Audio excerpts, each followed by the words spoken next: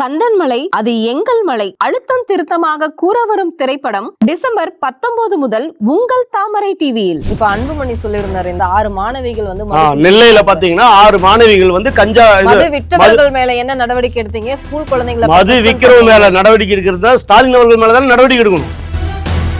Supreme கோர்ட்ல பேச முடியாது, அவங்களால ஏன் பண்ண முடியல? அவங்க 356 பயன்படுத்திடுவாங்க. ஏன்னா அதான உச்சபட்ச அதிகாரம் ஐயோ பண்ணுவாங்கல்ல. பண்ண மாட்டேன்னு சொல்ல வேண்டியதானே, சட்டையை கிழிச்சிட்டு நிக்க வேண்டியதானே. ஓ நீ யாரியா கொடுக்க, பட்டை போட்டிருக்கிற, குங்குமம் வச்சிருக்கிற, நீ RSS, நீ கொடுக்குற தீர்ப்பெல்லாம் ஏத்துக்க முடியாது. பண்ண வேண்டியதானே உச்ச நீதிமன்றத்துல. 12 அடி 5 அடிக்கு மேல தீபம் ஏத்திட்டு கீழே உட்காந்து எல்லாம் படிப்பாங்க. ஏண்டா முட்டா பயில அறிவே இல்லையா அவங்களுக்குலாம்? வடிகட்டின முட்டாளர்களா இருக்கிறாங்க. நீங்க யோசிச்சு பாருங்க, பக்தன் வந்து அங்க விளக்கேத்தருக்கு கோரிக்கை செய்யக்கூடாது.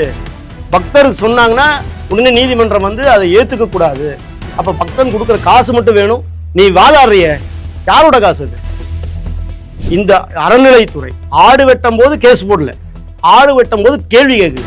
அங்க போய் பிரியாணி சாப்பிட்டானுங்க பாருங்க, ஆடு வெட்டுவோன்னு சொன்னான், பிரியாணி சாப்பிட்டா பாருங்க. அப்பெல்லாம் கேள்வி கேட்கல, அப்பெல்லாம் தூங்கிட்டு இருந்தவனுங்க. நாங்க இந்துக்கள்லாம் ஒன்னா சேர்ந்து நாங்க விளக்கேற்றுவோம்னு சொன்னோன்னையும் கிளம்பிட்டாங்க. சாப்பிட்டு இருக்கும்போது அந்த குழந்தை எவ்வளவு வருத்தத்தோடு, எவ்வளவு வேதனைங்க, அந்த தாய்க்கு எவ்வளவு வேதனை. இன்னைக்கு எல்லாம் போராடிட்டு இருக்கிறாங்க. நாங்க உடலை வாங்க மாட்டோம், எங்களுக்கு 1 கோடி ரூபாய் நிவாரணம் கொடுங்க. அந்த குழந்தை வந்து இந்த நீங்க 1 கோடி கொடுத்தா கூட அந்த குழந்தையோட உயிருக்கு அது ஈடாகுமா? அதுக்கு எவ்வளவு கனவுகள் இருந்திருக்கும். அந்த 2 பள்ளி மாணவர்கள் வந்து கஞ்சா அடிச்சிருக்காங்க. அதை போய் சின்ன பசங்க போய் ஊருக்குள்ள சொல்லிட்டாங்க, இவங்கெல்லாம் கஞ்சா அடிக்கிறாங்க அப்படின்னு சொன்னதுக்கு அந்த 2 பசங்களும் சேர்ந்து அந்த சின்ன பசங்களை போட்டு அடி நடிக்கிறாங்க. TR பாலு பாராளுமன்றத்துல பேசுறாரு, RSS நீதிபதி எப்படிங்க நீங்க சாயம் பூசுனீங்க? அப்ப செந்தில்குமார் யாரு? சுப்ரீம் கோர்ட் சொல்லுது தவறு நடந்திருக்குன்னு. இம்பீச்மெண்ட் கொடுக்குமா அந்த அரசாங்கம்? போவாங்களா அங்க?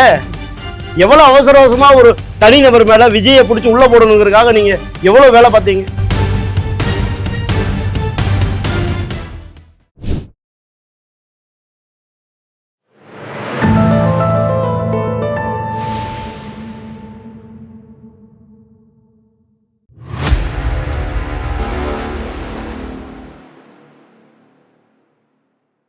தாமரை டிவி நேயர்களுக்கு அன்பான வணக்கம். இன்று நமது நேர்காணலில் சிறப்பு விருந்தினர் பாஜகவை சார்ந்த அரசியல் விமர்சகர் விபின் பாஸ்கர் அவர்கள் நம்மோடு இருந்திருக்கிறார். சார் வணக்கம். சார் வணக்கம்.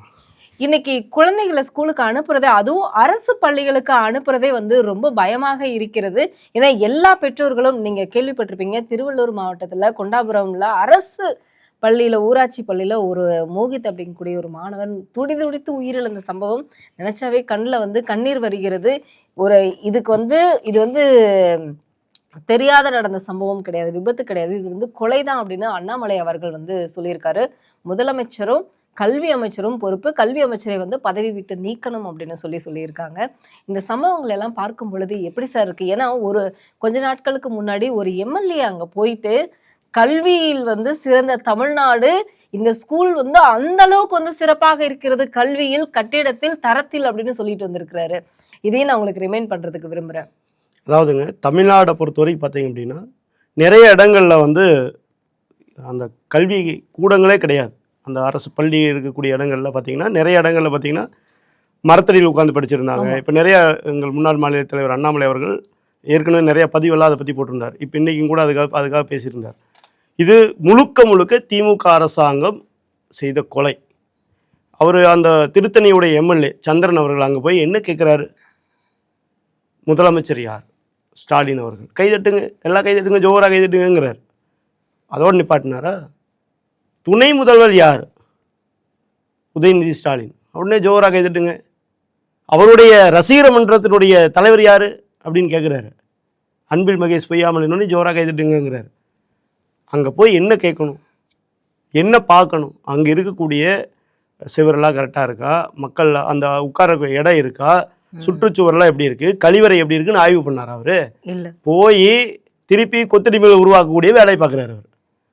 அன்பு உதயநிதி வாழ்க, ஸ்டாலின் வாழ்க, இதைத்தானே பேசுகிறாரு. வேற என்ன பேசினார்? அங்கே போய் இன்னைக்கு அதே இடத்துல ஒரு கொலை நடந்திருக்குது. சுற்றுச்சுவர் இடிஞ்சு விழுந்து சாப்பிட்டு இருக்கும்போது அந்த குழந்தை எவ்வளவு வருத்தத்தோடு, எவ்வளவு வேதனைங்க, அந்த தாய்க்கு எவ்வளவு வேதனை. இன்னைக்கு எல்லாம் போராடிட்டு இருக்கிறாங்க. நாங்க உடலை வாங்க மாட்டோம், எங்களுக்கு 1 கோடி ரூபாய் நிவாரணம் கொடுங்க. அந்த குழந்தை வந்து இந்த நீங்க 1 கோடி கொடுத்தா கூட அந்த குழந்தையோட உயிருக்கு அது ஈடாகுமா? அதுக்கு எவ்வளவு கனவுகள் இருந்திருக்கும். கல்வி அமைச்சர் சொல்றாரு அங்க போகாதீங்கன்னு சொல்லியும் போய் உயிர் போனதுக்கு நாங்க என்ன பண்ணோம்? நாங்களும் மக்கள்கிட்ட சொன்னோம், இவங்களுக்குலாம் ஓட்டு போடாதீங்க, இப்படிதான் பேசுவானுங்கன்னு எத்தனையோ தடவை சொன்னோம். 1000 2000 கொடுத்து ஓட்ட காசு விலைக்கு வாங்கிட்டு இன்னைக்கு பாருங்க எப்படி பேசுறாங்க பாருங்க. இது வெக்கக்கேடானது, கேவலமானது. இதுக்கு பொறுப்பேற்றுக்கிட்டு முதல் வேலையா அவர் ராஜினாமா பண்ணியிருக்கணும். அன்பில் மகேஷ் பொய்யாமொழி ராஜினாமா பண்ணியிருக்கணும். இது மாதிரி ஒரு இடத்துல தான் நடக்குதா? சாப்பிட்டுக்கிறாங்க, மேலேருந்து அந்த ஆரம்ப சுகாதார நிலையத்தில் மேலேருந்து இடிஞ்சு விழுகுது, தலை மேல விழுந்து அந்த குழந்தைக்கு, சின்ன குழந்தைக்கு ரத்தம் வருது, வேதனையா இருக்கு. கான்ட்ராக்ட் யாரு? இவனுக்கு தான், திமுக காரனு தான். அதுதான் பிரச்சனை. இது மட்டுமா? எல்லா இடத்துலையும் பாருங்க, 5 வயசு குழந்தைக்கு பாலியல் வன்கொடுமை நடக்குது. அது 5வது படிக்கிற குழந்தை, 7வது படிக்கிற குழந்தைகள் வந்து எல்லாத்துக்குமே 5 வயசுலேருந்து 90 வயசு ஆகக்கூடிய வயதான பெண்மணியாக இருந்தால் கூட இங்கே வந்து விடுறதே கிடையாது. பாலியல் வன்கொடுமை தினமும் நடக்குது, டெய்லியும் ஸ்கூல்ல டீச்சர்ஸ். ஆமாம், இதில் வந்து ரூரல் ஏரியா, இது வந்து அர்பன் ஏரியா, இல்லை வந்து மாநகராட்சி ஏரியா, அப்படியே எந்த வித்தியாசம் கிடையாது. தமிழ்நாடு முழுவதும் இது நடக்குது. வேலூரில் நடக்குது, கோயம்புத்தூர் நடக்குது, விழுப்புரத்தில் நடக்குது, எல்லா இடத்துலையும் குழந்தைகளுக்கு அவ்வளவு பாலியல் வன்கொடுமை. இப்போ இந்த வருத்தம் இது வேற, இந்த வேதனை வேற. இதையெல்லாம் தாண்டி அங்கே இருக்கக்கூடிய தலைமை ஆசிரியர், திருச்சிக்கு பக்கத்தில் பார்த்தீங்கன்னா மணப்பாறையில் தலைமை ஆசிரியர் குடிச்சிட்டு அங்கே படுத்து கிடக்கார். அப்புறம் இன்னைக்கு விருதுநகரில் அந்த 2 பள்ளி மாணவர்கள் வந்து கஞ்சா அடிச்சிருக்காங்க. அதை போய் சின்ன பசங்க போய் ஊருக்குள்ள சொல்லிட்டாங்க, இவங்கெல்லாம் கஞ்சா அடிக்கிறாங்க அப்படின்னு சொன்னதுக்கு அந்த 2 பசங்களும் சேர்ந்து அந்த சின்ன பசங்களை போட்டு அடி நடிக்கிறாங்க. ஸ்கூல் குழந்தைகளை, அவங்களே ஸ்கூல் குழந்தைங்க, அவங்க சின்ன பசங்க பிடிச்சவங்க வந்து ஸ்கூல் பசங்க அவங்க ஒரு 10th 12th அந்த மாதிரி ரேஞ்சில் இருப்பாங்க போல இருக்கு. அதை விட சின்ன பசங்க ஒரு 4வது 5வது படிக்கக்கூடிய பசங்க போய் சொன்னதுக்கு அவங்கள போட்டு அடி நடிக்கிறானுங்க. இதை போய் அந்த பெட்ரோல் போய் காவல் நிலையத்தில் கம்ப்ளைண்ட் பண்ணா அந்த காவல் ஆய்வாளர் என்ன சொல்றாருன்னா, கை கொடுங்க, சமாதானம் போங்க, கிளாப் பண்ணுங்க, அவ்வளவுதான், போய் எல்லாம் ஜாலியா விளையாடுங்க அப்படின்னு எப்படி ஒரு மெத்தனை போக்கு பாருங்க. அப்ப கஞ்சா பிடிச்சவன், கஞ்சா வித்தவன், அந்த குழந்தைய அடி வாங்குச்சே அடிச்சவன், அவனுக்குலாம் எந்த தண்டனையும் கிடையாதுங்க. ஏன்னா அந்த காவல் ஆய்வாளருக்கு பிரச்சனை வந்துடும். அந்த மாவட்டத்தில் எப்படி அந்த அவங்க இருக்கக்கூடிய எல்லை பகுதியில் எப்படி கஞ்சா வந்தது அப்படிங்கிற கேள்வி வரும்ல. அப்படி அந்த கஞ்சா வர்றது யாருன்னு கண்டுபிடிச்சா திமுக காரனுக்கு பிரச்சனை வருமா? வித்தவன் திமுக காரனா தான் இருப்பான். அப்போ அதுக்கு மேல இருக்கிறவன் திமுக காரனா தானே இருப்பான். ஏன்னா திமுகல தான் கஞ்சா விற்கிறதுக்குன்னு ஒரு அணியே இருக்குது. இப்ப அன்புமணி சொல்லியிருந்தாரு, இந்த 6 மாணவிகள் வந்து நெல்லையில பாத்தீங்கன்னா 6 மாணவிகள் வந்து கஞ்சா விற்றவர்கள் மேல என்ன நடவடிக்கை எடுத்தீங்க? ஸ்கூல் குழந்தைங்களை மது விற்கிறவங்க மேல நடவடிக்கை எடுக்கிறதா ஸ்டாலின் அவர்கள் மேலதான் நடவடிக்கை எடுக்கணும். எப்படி எடுப்பாங்க? ஏங்க அரசாங்கம் தானுங்க விற்கிதுங்க.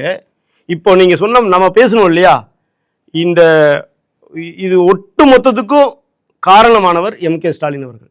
ஏன்னு கேட்டீங்கன்னா, மதுவால தான் பாலியல் வன்கொடுமை நடக்குது, கஞ்சானால தான் வந்து சண்டை சச்சரவு நடக்குது, கொள்ளையெல்லாம் அதனால தான் நடக்குது. இதுக்கு முழுக்க இது விற்கக்கூடிய அரசாங்கம் யார்? தமிழக அரசாங்கம் தானே விற்கிது. இது தலைமை யார் எடுத்திருக்கிறா? ஸ்டாலின் அவர்கள் தானே. அவர் தான் பொறுப்பேற்றுக்கணும். இன்னைக்கு இந்த குழந்தை இறந்துருக்குது கொண்டாபுரத்தில், அந்த குழந்தை இறந்ததுக்கு யார் பொறுப்பு? பள்ளிக்கல்வித்துறை அமைச்சர் பொறுப்பு, துணை முதலமைச்சர் பொறுப்பு, ஸ்டாலின் அவர்கள் பொறுப்பு. ஏற்றுக்குவாங்களா? ஏற்றுக்க மாட்டாங்க. உச்ச நீதிமன்றம் மிக தெளிவாக தீர்ப்பு கொடுத்துருக்காங்க. நீங்கள் முதல் வந்து தேசிய கல்விக் கொள்கையில் போய் நவோதயா பள்ளி அமைக்கிற வேலையை பாருங்கன்னு இருக்காங்க. ஆமாம் சார், எங்களுக்கு மொழி தானே சார், அந்த மொழியெல்லாம் நீ உன்னோட வச்சுக்கோ, நீ 2 மொழி வேணும் 3 மொழி வேணும் பேசு, மத்திய அரசாங்கத்தை பேசி எங்களோட கொள்கை இதுதான்னு பேசி நீங்கள் நவோதயா பள்ளியை மாவட்டந்தோறும் கொண்டு வர வழியை பாருங்கன்னு சொல்லியிருக்கிறாங்க. இப்போ நம்ம திருப்பரங்குன்றத்தில் நாங்கள் செய்ய மாட்டோம், பண்ண மாட்டோம், மேலுரிமையோடு போய்க்கிறோம், நாங்கள் யார் தெரியுமா அப்படின்னு பேசுனீங்களே, சுப்ரீம் கோர்ட்டில் பேச முடிஞ்சது அவங்களால. ஏன் பண்ண முடியல? அவங்க 356 பயன்படுத்திடுவாங்க. ஏன்னா அதான் உச்சபட்ச அதிகாரம் ஐயோ. பண்ணுவாங்கல்ல, பண்ண மாட்டேன்னு சொல்ல வேண்டியதானே, சட்டையை கிழிச்சிட்டு நிற்க வேண்டியதானே. ஓ, நீ யாரையா கொடுக்க, பட்டை போட்டிருக்கிற, குங்குமம் வச்சுக்கிற, நீ RSS, நீ கொடுக்குற தீர்ப்பெல்லாம் ஏற்றுக்க முடியாது, பண்ண வேண்டியதானே. உச்ச நீதிமன்றத்தில் செவினிலே 2 வச்சு அனுப்பியிருப்பானுங்களே, கண்டிப்பா 356 பயன்படுத்தியிருப்பாங்களே, அந்த பயம். அதனால எல்லாத்தையும் மூட்டை கட்டிட்டு வந்துட்டு இப்போ பார்க்குறாங்க. இப்போது நவோதயா பள்ளிகள் மாதிரி வந்திருந்தா, தரமான பள்ளிகள், மத்திய அரசாங்கத்துடைய பள்ளிகள் வந்திருந்தா, தேசிய கல்விக் கொள்கை இங்கே இருந்திருந்தா, ஒவ்வொரு மாவட்டத்திலையும் குறைஞ்சது 10,000 பேர் அந்த பள்ளிக்கூடத்தில் படிச்சிருப்பாங்கல்ல. அது எப்படி சொல்கிறாங்க, உண்டு உறைவிட பள்ளி. நீங்கள் அங்கேயே சாப்பாடு 3 வேளை போடுவாங்க. அவங்களுக்கு உண்டான ட்ரெஸ்ஸில் இருந்து ஷூல இருந்து ஸ்கூல் பேக்கில் இருந்து அவங்களுக்கு தேவையான அத்தனை வசதி செஞ்சு தர பாரத பிரதமர் நரேந்திர மோடி அவர்கள் தயாராகிறார். ஆனால் இங்கே இருக்கக்கூடிய அரசாங்கம் என்ன நினைக்குது, அவர் கொண்டு வந்து இங்கே வந்து எல்லா நவோதயா பள்ளி வந்தா எல்லாம் படித்து முன்னுக்கு வந்து தொழில் முனைவர் ஆயிடுவான்ல. அப்போ ஸ்டாலினுக்கும் உதயநிதி ஸ்டாலினுக்கும் இன்பநிதிக்கும் வருமானம் போயிடும் இல்லையா? இன்பநிதிக்கும் உதயநிதிக்கும் யார் கொத்தடிமையை வேலை பார்க்கறது? அரசு பள்ளியில் படிக்கிறவங்க தானே கொத்தடிமையை வேலை பார்ப்பான். அதுக்கு தானே வச்சிருக்காங்க. ஏங்க இவங்க நடத்துகிற பள்ளியில் 3 மொழி கொள்கை, தேசிய கல்விக் கொள்கையில் வர்றதுல நாங்கள் 2 தான் நடத்துவோம். இது எந்த விதத்தில் நியாயம்? அப்போ ஏழைகளுக்கு ஒரு நியாயம், பணக்காரனுக்கு ஒரு நியாயம். நீ பணம் இருந்தா என்கிட்ட தான் வந்து படிக்கணும்னு திமுக அரசாங்கம் சொல்லுது. திமுக காரர் நடத்துறான்ல, அந்த பள்ளிக்கூடத்தில் போய் சன்ஷைன் ஸ்கூலில் படி, சென்னை பப்ளிக் ஸ்கூலில் படி. ஏன் ஸ்கூலில் வந்து படுறா, உனக்கு பணம் வச்சிருக்கிறீங்களே 10 லட்ச ரூபா டொனேஷன் கொடு, வருஷத்துக்கு 4 லட்சம் பணத்தை கட்டு, உனக்கு 3வது மொழி சொல்லித்தரேன், நீ எப்படி படிக்கணும்னு நினைக்கிறியோ அப்படி நான் சொல்லித்தரேன் அப்படின்னு சொல்றது திமுக அரசாங்கம் சொல்லுது. ஆனால் பாரத பிரதமர் என்ன சொல்றாரு, ஏழை எளிய மக்கள், கல்லு சுமந்துட்டு போறவங்க, கொத்தனார் வேலைக்கு போறவங்க, சலவை தொழிலாளி, அயன் பண்ணக்கூடியவங்க, இப்படி பூ விற்கிறவங்க, பழ விற்கிறவங்க, ரோட்டில் அன்றாட காட்சிகளாக இருப்பாங்கல்ல, அவங்க எல்லாத்துக்குமே பாரத பிரதமர் நவோதயா பள்ளியை கொண்டு வந்து எல்லாத்தையும் தொழில் முனைவராக மாற்றுவோங்கிறார். ஆனால் இந்த அரசாங்கம் விட மாட்டேங்குது. ஏன்னா அவங்களுக்கு கொத்தடிமை வேணும். இப்போ நீங்கள் அந்த மாதிரி பள்ளிக்கூடம் வந்தால் கஞ்சா வைக்க முடியுமா? அந்த மாதிரி பள்ளிக்கூடம் வந்தால் பீர் சரக்கு விற்க முடியுமா? நீங்கள் நெல்லையில் நடந்த மாதிரி ஒரு சம்பவம் நடக்குமா? நடக்காதுல்ல. அப்போ எப்படி திமுக காரனால வாழுவான்? அப்போ திமுகவுக்கு எப்படி கொத்தடிமைகளாக வருவான்? கொடை தூக்கிட்டு உதயநிதி வாழ்க, இன்பநிதி வாழ்கன்னு யார் சொல்லுவா? அப்போ எல்லாம் திருந்திடுவாங்கல்ல.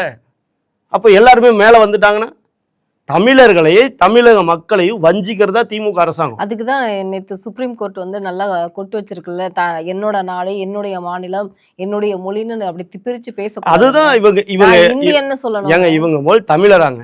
ஸ்டாலின் அவர்கள் தமிழரான்னு மொழி கேட்கிறேன் நான். அவருடைய தாய்மொழி என்ன? அவர் தமிழரா? சொல்லுங்க, தமிழரா அவங்க? அப்படி கிடையாது, தமிழ் கிடையாது. அவர் வந்து நீங்க தமிழை காப்பாத்துறன்னு சொன்னா நம்ப முடியுதா? இன்னைக்கு தமிழ்நாட்டில் அதிகமாக தமிழில் ஃபெயில் ஆனவங்க இங்கே தான் இருக்கிறாங்க. நம்பர் 1 மாநிலம். இந்த லட்சணத்தில் வந்து இவங்க தமிழை காப்பாற்றுறேன்னு சொன்னால் நம்ப முடியுதா? தமிழ் வாழ்கன்னு மேலே போட்டுட்டு சட்டமன்றத்தில் இங்கிலீஷில் பேசுகிறாங்க, ஆங்கிலத்தில் பேசுகிறேன்னு பேசுகிறாங்க. இப்படிப்பட்ட கூட்டம் இது. மொழியை வச்சு அரசியல் பண்ணக்கூடிய கூட்டம். தமிழர்களை வச்சு ஏமாற்றி ஓட்டு வாங்கி அதிகாரத்துக்கு வரணும்னு நினைப்பாங்களே தவிர தமிழரை ஒரு நாளும் மேலே கொண்டு வரணும்னு நினைக்கக்கூடிய கூட்டம் கிடையாது இது. இப்படி இல்லைன்னா வருஷத்துக்கு பட்ஜெட்லேயே 50,000 கோடி வந்து டாஸ்மாக் மூலமாக வருமானம் வருது. அதனுடைய அரசு அந்த சாராய ஆலையெல்லாம் நடத்துறது யார்? திமுக காரன் தானே. பிரைவேட் ஸ்கூல்ல நடத்துறது யாரு? திமுக காரன் தானே. கஞ்சா விற்கிறது யாரு? திமுக காரன் தானே. இப்போ டாஸ்மார்க்ல இப்போ 40 நாட்களுக்கு முன்னாடி வருமானம் வந்து அதிகமாக குறைந்து விட்டது அப்படின்னு ஒரு கருத்து கணிப்பு வெளியானது. அதுல ஏன் குறைஞ்சது அப்படின்னு அதற்கு ஒரு ஆராய்ச்சிகள் மேற்கொண்டு இருந்தாங்க. அதனாலதான் வந்து இன்னைக்கு வந்து ஸ்கூல், அதாவது 20 பள்ளிகளுக்கு இடையில் 4 டாஸ்மார்க்குகள் இருக்குன்னு சொல்லிட்டு நேற்று அன்புமணி அவர்கள் அவருடைய இதுல வெப்சைட்ல போட்டிருந்தாரு. இப்ப அந்த மாதிரி டாஸ்மார்க்ல வருமானம் குறைஞ்சிருச்சு அப்படிங்கிறதுனால வந்து ஸ்கூல் வரைக்கும் ஆறா ஓடுதா? டாஸ்மார்க்ல ஏன் வரி, அதாவது விற்பனை குறைஞ்சிருக்குன்னு இவங்க ஒரு கால்குலேஷன் போடுறாங்க இல்லையா, அது ஏன் குறைஞ்சிருக்கும் அப்படின்னு நான் சொல்றேன்.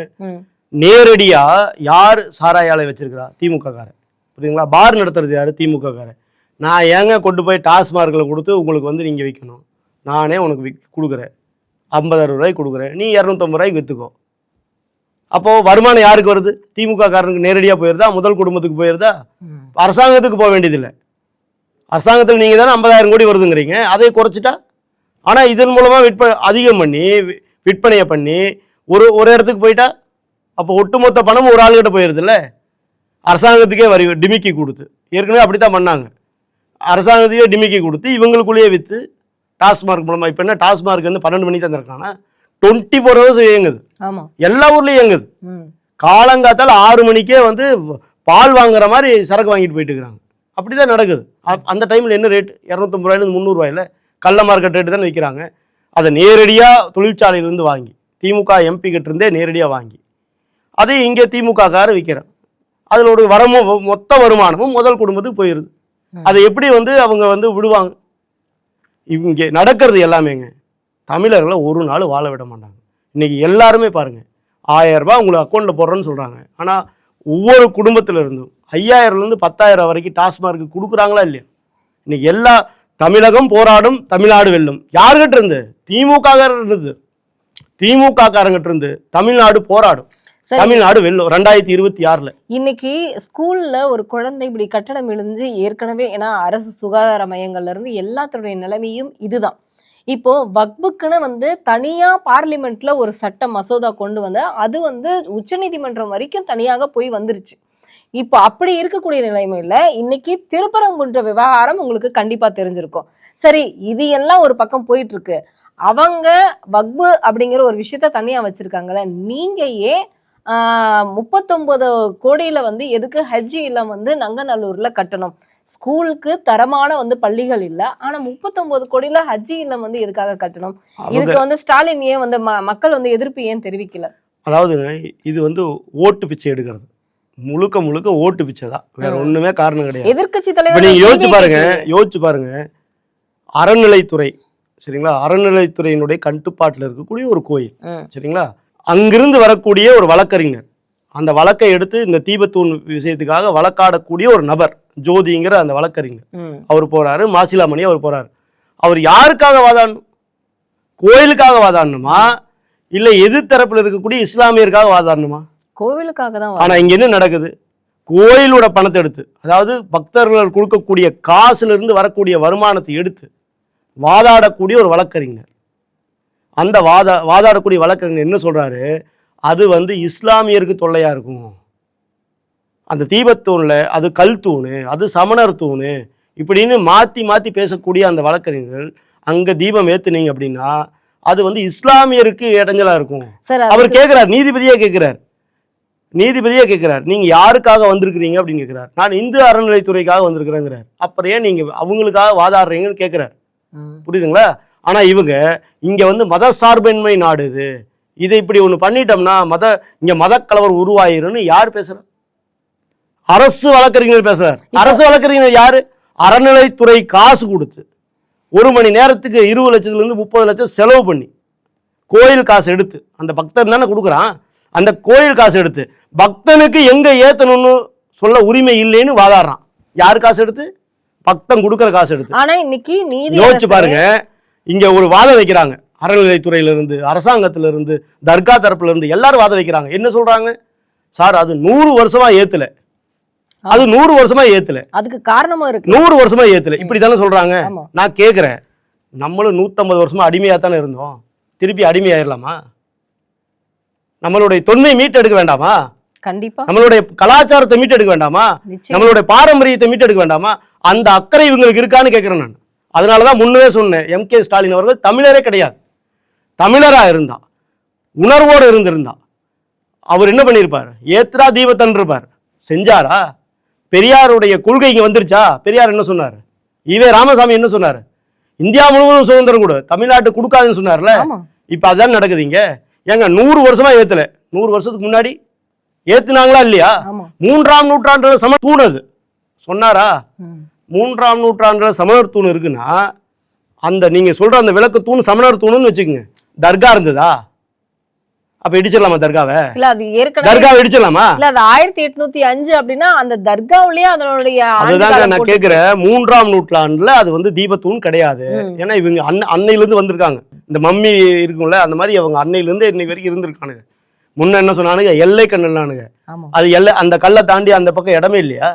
எல்லை கல்லுங்கிறது என்ன? அந்த இடத்தை தாண்டா அதுக்கு இடம் இருக்கக்கூடாது, அந்த கல்லை தாண்டா நம்ம இடம் கிடையாது. அப்படிதான் இருக்கா அந்த இடம்? இல்ல கிடையாது.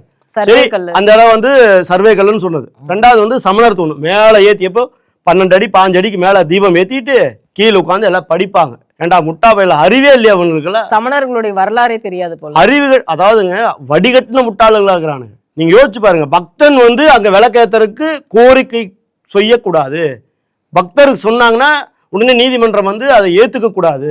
அப்ப பக்தன் கொடுக்குற காசு மட்டும் வேணும். நீ வாதாடுறிய, யாரோட காசு அது? பக்தன் கொடுக்குற காசு தானே. ஏங்க இங்க இந்த கோயிலுக்கு, அந்த கோயிலுக்கு கொடுத்த இடமெல்லாம் யாரோட இடங்க? பக்தனா இருந்து அந்த முருகப்பெருமானுடைய அவர் மேல இருக்கக்கூடிய அந்த பக்தினால அவன் எழுதி கொடுத்த இடம் தானே. வேண்டாம், எங்களுக்கு பக்தர் வேண்டாம்ல, உங்களுக்கு பக்தர் தான் வேண்டாம்ல, அந்த இடத்துல திருப்பி கொடுப்பியா? நீ கொடுக்க முடியுமா? ஏங்க நான் 150 வருஷமா அடிமையா இருந்தோம், இன்னும் அடிமையாவே இருக்கணுமா? நாங்கள் மாறக்கூடாதா? அந்த சிக்கந்தர் யாருங்க? மீனாட்சி அம்மன் கோயிலை 50 வருஷம் 60 வருஷம் பூட்டி வச்சிருந்த ஒரு ஆள். எங்களுடைய அந்த அம்மனுடைய நகைகளை களவாடுன்னு ஒரு களவாணி. அப்படிப்பட்டவனுக்கு ஏன் இவ்வளவு நீங்கள் முட்டு கொடுக்குறீங்க? அங்கே இருக்கிற இஸ்லாமியர்கள் சொல்கிறாங்க, சார் எங்களுக்கு அவங்களுக்கு என்ன சார் பிரச்சனை, ஏற்றுனா ஏற்றிட்டு போகிறாங்க அப்படின்னு சொல்கிறாங்க. உங்களுக்கு என்ன பிரச்சனை? நேற்று கூட உயர்நீதிமன்ற நீதிபதிகள் தர்கா தரப்பு கேட்கும்போது அவங்க என்ன சொல்கிறாங்க, அந்த தூண் அது கல் தூண், அந்த கல் தூண் வந்து எங்கள் எல்லைக்குள்ளே இருக்குது அப்படிங்கிறாங்க. புரியுதுங்களா? அந்த எல்லைக்குள்ளே இருக்குது, அந்த மலையை சுற்றி இப்போ அளவெடுக்கணுங்கிறாங்க. இவன் யார் அளவெடுக்க சொல்கிறதுன்னு கேட்குறேன் நான். உனக்கு மேலேயே அதிகாரம் கிடையாது, ஆனால் நாங்கள் கொடுத்துட்டோம். நாங்கள் பாருங்கள் எவ்வளோ இந்துக்கள் எல்லாம் சேர்ந்துக்கிட்டு எப்படி ஒரு மதத்தை வந்து மதிக்கிறோன்னு பாருங்கள். நீங்கள் வச்சுட்டீங்கப்பா, அவன் இந்திய நாட்டுக்கு எங்களுடைய மக்களை, தமிழ் மக்களை கொன்று குவிச்ச ஒரு நபர், பரவாயில்ல வச்சுட்டீங்க. நீங்கள் அந்த இடத்த நீதிமன்றம் ஒரு தீர்ப்பு கொடுக்குது, அந்த இடம் மட்டும் தர்காவுக்கு சொந்தமானது, பரவாயில்ல நாங்களும் அக்செப்ட் பண்ணிக்கிறோம், சரி இவ்வளோ வருஷமாக இருந்துட்டீங்க வச்சுக்கோங்க அப்படிங்கிறோம். அந்த கல் தூணுன்னு சொல்கிறீங்களே, அதுக்கு உனக்கு வரலாறு இருக்கா, உங்கள்கிட்ட எவிடன்ஸ் இருக்கா அப்படின்னு கேட்டால் கிடையாது. அந்த தரப்புலேருந்தே சொல்கிறாங்க, தர்கா தரப்புலேருந்து சொல்கிறாங்க இல்லை. அப்புறம் ஏன் கேட்குறீங்க? அது தெளிவாக இருக்குது தீர்ப்பு, 1920 கொடுத்த தீர்ப்பு. நீங்கள் அங்கிருந்து 15 மீட்டருக்கு மேலே என்ன வேணால் பண்ணிக்கலாம் அப்படிங்கிறதான தீர்ப்பு. இப்போ தனி நீதிபதியாக அதான கொடுத்துருக்காரு, அவர் நேரடியாக போய் ஆய்வு பண்ணுறாரு. 50 மீட்டருக்கு மேலே இருக்குது, அதான் 200 அடி இருக்கு அப்படின்னு சொல்லி இப்போ மலையை முழுவதும் அளவெடுக்கணும்னா அந்த மலை முழுவதுமே முருகனுக்கு சொந்தமானது. உனக்கே அங்கே அதிகாரம் கிடையாது, உனக்கு நாங்களே பரவாயில்ல வச்சுக்கோன்னு சொல்லி கொடுத்துருக்குறோம். அப்புறம் அங்கே சீண்டுனீன்னா இந்த அறநிலைத்துறை ஆடு வெட்டும் போது கேஸ் போடல, ஆடு வெட்டும் போது கேள்வி கேட்கல. அங்கே போய் பிரியாணி சாப்பிட்டானுங்க பாருங்க, ஆடு வெட்டுவோன்னு சொன்னான், பிரியாணி சாப்பிட்டா பாருங்க, அப்பெல்லாம் கேள்வி கேட்கல. அப்பெல்லாம் தூங்கிட்டு இருந்தவனுங்க. நாங்கள் இந்துக்கள்லாம் ஒன்றா சேர்ந்து நாங்கள் விளக்கேற்றுவோன்னு சொன்னோன்னையும் கிளம்பிட்டானுங்க. அடடே இவனுங்கெல்லாம் ஒன்று சேர்ந்துட்டா நம்மளுக்கு நம்ம ரோட்டில் பிச்சை தான் எடுக்கணும். இன்னைக்கு ஏன் வந்து திமுக இந்த விவகாரத்தை இந்த அளவுக்கு சுற்றி வளைக்குது, இந்த அளவுக்கு வந்து பெருசாக்குறதுக்கு என்ன காரணம்னு தெரிஞ்சுக்கலாம். ஓட்டு பிச்சை தாங்க, ஓட்டு பிச்சை தவிர வேற ஒன்றும் கிடையாது. இஸ்லாமியர்களுக்கு வந்து பாருங்க, நாங்கள் உச்ச நீதிமன்றம் போனாலும் பரவாயில்ல, நான் உங்களுக்காக நிற்கிறேன். எந்த இஸ்லாமியர்கள் வந்து இவங்ககிட்ட கேட்டாங்க, சார் அங்கே தீபம் ஏற்ற விட்றாதீங்க, யார் கேட்டா? இவங்களாம் முட்டு கொடுத்துட்டு இருக்கிறாங்க. நான் கேட்குறேன், நீங்கள் சுவாமிநாதன் அவர்கள் எகென்ஸ்டாக போய் இம்பீச்மெண்ட் நோட்டீஸ் கொடுத்தீங்களே, சுப்ரீம் கோர்ட் ஒரு தீர்ப்பு கொடுத்தாங்களே, இப்போ சென்னை ஹைகோர்ட்டினுடைய பதிவாளரையும் இந்த வழக்கில் சேர்த்துங்கன்னு சொல்லி விஜய்க்காக தனி நீதிபதி ஒருத்தர் செந்தில்குமார் அவர்கள் அந்த கேஸில் அந்த வழக்கில் அவங்க என்ன சொன்னாங்க, சென்னை உயர்நீதிமன்றத்தில் ஏதோ தவறு நடந்திருக்கு சொன்னாங்க, தவறு நடந்திருக்கு, அந்த பதிவாளரையும் சேர்த்துங்க அப்படின்னு சொன்னாங்களே. நான் தைரியம் இருந்தா, திமுக கேட்குற தைரியம் இருந்தா, நீங்கள் நல்ல இதிலிருந்து வந்திருந்தா இப்போ போய் அந்த இம்பீச்மெண்ட் கொடுத்தீங்களே, எல்லா எம்பிக்களும் போய் அதே 120 பேரோட போய் இப்போ போய் இம்பீச்மெண்ட் கொடுங்க செந்தில்குமார் மேலே, பிஜேபி ஆதரவு தர்றோம், இம்பீச்மெண்ட் நோட்டீஸ் கொடுங்க செந்தில்குமார் மேலே, நாங்கள் பண்ணுறோம், ஆதரவு தர்றோம், நடத்தலாம் விவாதம், எல்லாம் பண்ணலாம். செய்வாங்களா? அவருடைய அம்மா ஒரு எம்எல்ஏன்னு சொன்னதுக்கு அவர் வரதராஜன் அவரை பிடிச்சி அரெஸ்ட் பண்ணிட்டாங்க. இங்கே அவர் வந்து ஆர்எஸ்எஸ் நீதிபதி. எங்கே யார் சொல்கிறா? டிஆர் பாலு பாராளுமன்றத்தில் பேசுகிறார், ஆர்எஸ்எஸ் நீதிபதி. நீதிபதி எப்படிங்க நீங்கள் சாயம் பூசுனீங்க? அப்போ செந்தில்குமார் யாரு? சுப்ரீம் கோர்ட் சொல்லுது தவறு நடந்திருக்குன்னு, இம்பீச்மெண்ட் கொடுக்குமா அந்த அரசாங்கம்? போவாங்களாங்க? எவ்வளோ அவசர அவசரமாக ஒரு தனிநபர் மேலே விஜயை பிடிச்சி உள்ளே போடணுங்கிறதுக்காக நீங்கள் எவ்வளோ வேலை பார்த்தீங்க? அதை கூட எங்கள் அண்ணாமலை அவர்கள் தான் அதை உடைச்சு சுக்குநூறாக்கி உங்களோட முகத்திரை தெருவுக்கு கொண்டு வந்தார். எங்கள் நயினார் நாகேந்திரன் மிக தெளிவாக பேசினார் அதை பற்றி. விஜய்க்கு எகைன்ஸ்டா நீங்கள் எல்லாம் ஒன்றா சேர்றீங்க, இது ரொம்ப தப்புன்னு பேசினாங்க. அதனால தானே இவங்களால எதுவும் பண்ண முடியல. இல்லைன்னா அன்னைக்கு இவர் விஜய் நேரம் ஜெயிலில் இருந்திருப்பார்ல, அந்த தனி நீதிபதியை வச்சுக்கிட்டு. எவ்வளோ ஒட்டுமொத்த அந்த கலவரத்துக்கு விஜய் தான் காரணம்னாரு. சொன்னாரா இல்லையா? சொன்னாங்க. அந்த பிரச்சார வாகனத்தை அரெஸ்ட் பண்ணுங்க, அது இல்லாம வந்து டெபாசிட் கட்டணும், என்னென்ன வேடிக்கை காமிச்சாரு. திருவண்ணாமலையில ஒரு பெரிய இளைஞர் அணி மாநாடு நடந்துச்சு சார். எல்லாம் 80 வயதிற்கு மேல இருக்கக்கூடிய இளைஞர்கள் எல்லாருமே பங்கேற்றுக்கிட்டாங்க. அதாவதுங்க 65 வயசுல தான் தன்னுடைய இளைஞர் அணி தலைவர் பதவியை தன்னுடைய மகனுக்கு கொடுத்தாரு. அது வரைக்கும் அவர் இளைஞர் தான். திமுகல 90 வயசு ஆனாலுமே இளைஞர் தான். அதனாலதான் 90 வயசு பாட்டி வரைக்கும் இந்த பாலியல் வன்முறை பண்றாங்க. புரியுதுங்களா? 90 வயசு வரைக்கும் இளைஞர்கள் தான், கடைசி காலம் வரைக்கும், மெரினா பீச் போகிற வரைக்கும் அவங்கெல்லாம் கண்ணம்மாப்பேட்டை பக்கமே போக மாட்டாங்க, நேரா மெரினா பீச் தான். அப்பெல்லாம் தனி நீதிபதியெல்லாம் ஓகே தான், இப்போதான் பிரச்சனை. புரியுதுங்களா? அந்த 90 வயசு வரைக்கும் இளைஞர்கள் தான் இருப்பாங்க. இன்பநிதி, அடுத்தது இன்பநிதி. அவர் வந்து அந்த வயசுக்கு வரும்போது, அதாவது வயசுக்கு வரும்போதுன்னா 45 வயசுக்கு வரும்போது உதயநிதி அவர்கள் தன்னுடைய பதவி, அவர் தலைவர் ஆவார், அந்த கட்சியினுடைய தலைவர் ஆகும்போது அந்த தலைவர் பதவி எடுத்து இன்பநிதி கொடுப்பார். இப்படி வாழையடி வாழையா அப்படியே வாரிசு அரசியல மாற்றி மாற்றி பண்ணுவாங்க, கார்பரேட் கம்பெனி மாதிரி. அதில் பார்த்துருப்பீங்க, எல்லாம் வயசானதுக்கு தான், எல்லாம் 70 வயசுக்கு மேலே தான் உட்காந்துருந்தாங்க.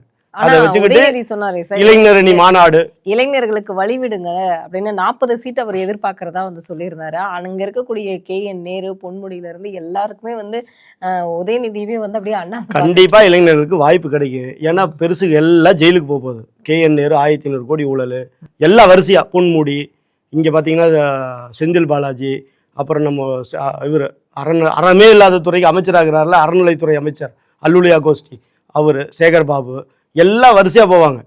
ஏன் உதயநிதி அவர்களே அவருடைய இடத்துக்கு கொடுப்பார் கண்டிப்பாக. ஏன்னா அவர் ஏற்கனவே பேசியிருந்தார் இல்லையா, சனாதனத்தை ஒழிப்பேன் அப்படி பேசியிருந்தார்ல, அது வருது கேஸு. அதனால் அவருடைய இடமே காலியாகும். அப்போ இளைஞர்கள் ஆட்டோமேட்டிக்காக வருவாங்க அந்த கட்சியில். ஆனால் 2026 முருகனுடைய அருளால் இங்கே திமுக தோக்க போகுது. நீங்கள் பாருங்கள், அந்த ஜட்ஜை நீங்கள் எப்படிலாம் திட்டினீங்க, எவ்வளோ கேவலமாக பேசுனீங்க. ஆனால் அவர் ஏதாவது பேசியிருக்காரு இது வரைக்கும்? இல்லை. பிஜேபி ஏதாவது பேசிக்கிறோமா? நாங்கள் யாரையும் எதுவும் சொல்லலை. நாங்கள் நீதிமன்றம் கொடுக்கக்கூடிய தீர்ப்பை ஏற்றுக்கிறோம், தப்போ ரைட்டோ ஏற்றுக்கிறோம். ஆனால் இன்னைக்கு தமிழ்நாட்டில் மதக்கலவரத்தை உருவாக்கணும்னு திமுக நினைக்குது. நாங்கள் 150 வருஷமாக அடிமையாக இருந்தோம், இன்னும் அங்கே அந்த 100 வருஷமான்னு சொல்லி அந்த இடத்துல தீபம் ஏற்றக்கூடாதுன்னு சொல்லி இன்னும் நம்மளை அடிமையாக்கணும்னு நினைக்கிறாங்க. டாஸ்மார்க் மூலமாக அடிமையாக்கியாச்சு. இன்னைக்கு நம்மளுடைய கலாச்சாரத்தை ஒழிக்கணும்னு நினைக்கிறாங்க. இதே ஒரு விஷயம், இதே மாதிரி ஒரு சம்பவம் தர்காவில் நடந்திருந்தாலும், இல்லை வந்து தேவாலயத்தில் நடந்திருந்தாலும் விட்டுருவாங்களா? உடனே கிளம்பி போயிருக்க மாட்டானுங்க, போய் முன்னாடி நின்றுக்க மாட்டாங்க. இது யாருக்கான அரசாங்கம்? பெரும்பான்மையாக இருக்கக்கூடிய இந்துக்களுக்கு எதிரான அரசாங்கம். இன்னைக்கு திருவனந்தபுரத்தில் பிஜேபி எதனால ஜெயிச்சது? நீங்கள் யாரும் ஒரு சாரா நடந்துக்கிட்டங்காட்டிக்கு தான் இன்னைக்கு பிஜேபி அங்கே ஜெயிச்சிருக்கு. கண்டிப்பா ஒரு சாரா மக்களுக்கான ஒரு அரசாங்கமா கேரளா கம்யூனிஸ்ட் கட்சி இருந்தங்காட்டிக்கு தான் பிஜேபி இன்னைக்கு எழுச்சியோட வந்திருக்கு. ஏன்னா பிஜேபி வந்தா அனைத்து சமுதாய மக்களும் இங்கே சமமா வாழ்வாங்கிற நம்பிக்கை மக்கள்கிட்ட வந்துருச்சு. 2026 பிஜேபி தமிழ்நாட்டில் பிஜேபி தலைமையிலான அந்த கூட்டணி கண்டிப்பா வெல்லும் போது ஆட்டோமேட்டிக்காக இவங்களாம் தெருவுக்கு வந்துடுவாங்க.